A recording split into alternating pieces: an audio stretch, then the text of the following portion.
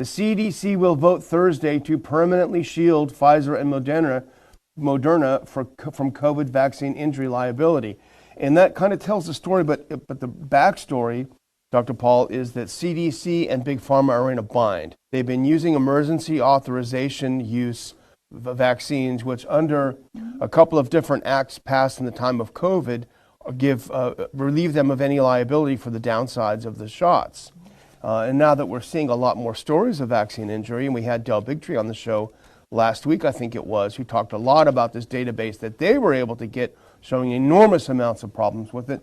So now that that's happening, they want to start selling not the emergency use version, but the Comirnaty, Pfizer does, version, the approved version. And as I understand it, what this means, to go from emergency use to approved, that would open them up to liability for injury. They will no longer have the protection of emergency use. But there's a loophole, because if you can get the approved version, approved on the schedule of immunizations for children, then they retain their immunity from prosecution, from being sued forever.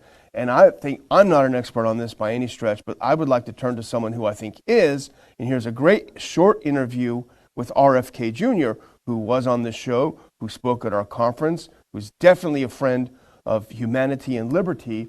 This is just under a minute, this clip. The emergency use authorization vaccines have liability protection under the PrEP Act and the CARES Act. So as long as you take an emergency use, you can't sue them.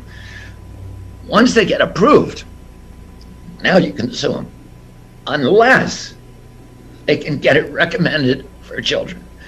What? Because all vaccines that are recommended, officially recommended for children, get liability protection, even if an adult gets that vaccine.